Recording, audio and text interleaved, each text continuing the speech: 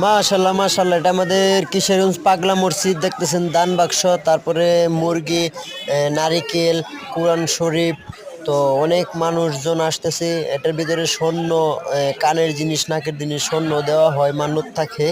তো ইনশাল্লাহ সবাই আসতেছে, মান্যত দিতেছে। কত সুন্দর আমাদের কিশোরগঞ্জ পাগলা মসজিদে। অবশ্যই সবাই আসবেন, ঘুরে যাবেন।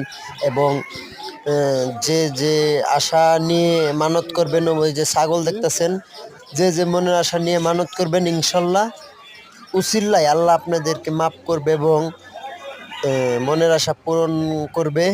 এটাই সবাই কিশোরগঞ্জ পাগলা মসজিদে অবশ্যই আসবেন। শুক্রবার জুম্মা নামাজের পরে বিকালের দিক দিয়ে আস্তে আস্তে মানুষজন আসতেছে মানত দেওয়ার জন্য এবং কি দেখার জন্য। 2 রাকাত 4 রাকাত নামাজ পড়ার জন্য সবাই আসতেছে। অবশ্যই ভিডিওটি ভালো লাগলে লাইক এবং কি শেয়ার করে দিবেন। আমাদের কিশোরগঞ্জ পাগলা মসজিদ, আপনারা তো নাম শুনেছেন এবং ভিডিওর মাধ্যমে দেখেছেন কত টাকা উঠে কি। তো অবশ্যই সবাই আসবেন, মানত করবেন যাতে আল্লাহ আপনাদের মনের আশা পূরণ করে। সেটাই।